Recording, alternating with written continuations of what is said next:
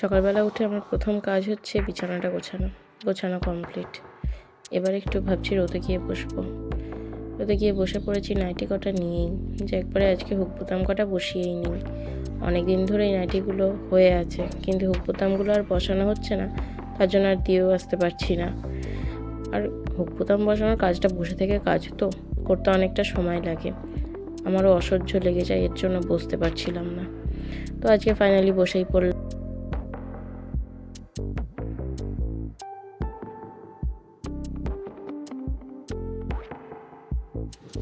শাশুড়ি মা চলে এসেছে, এই যে লাউ কাটতে বসে পড়েছে।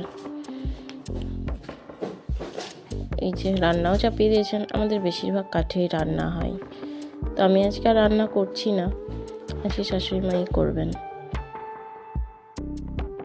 আজকে আমার একটু অন্য কাজ আছে, তাই আজকে শাশুড়ি মাই করছেন। তো মাঝে মাঝে আমি একটু একটু ক্লিপ নেওয়ার চেষ্টা করলাম।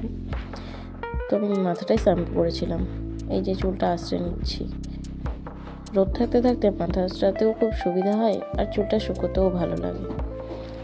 রান্নাটা প্রায় হয়ে গেল, লাউটা হয়ে গেছে, সেটার ক্লিপ আর নেওয়া হয়নি। তো এই যে মাছটা করে নেবে, তো এটার ক্লিপই নিতে পারলাম, তাই যতটুকু নিয়েছি ততটুকুই আপনাদেরকে দেখাতে পারছি।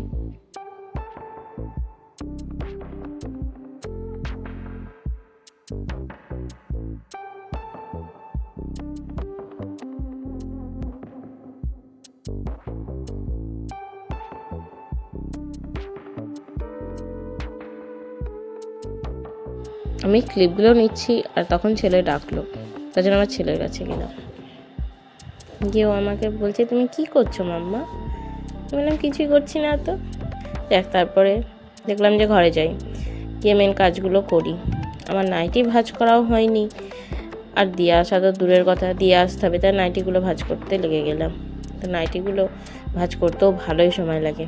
এই যে আপনারা দেখছেন এত তাড়াতাড়ি হয়ে যাচ্ছে, এগুলো সব ফাস্ট ফরওয়ার্ড করা বলে তাই এত তাড়াতাড়ি হচ্ছে, নাহলে একটা নাইটি ভাঁজ করতে মিনিমাম 2-3 মিনিট তো লেগেই যায়।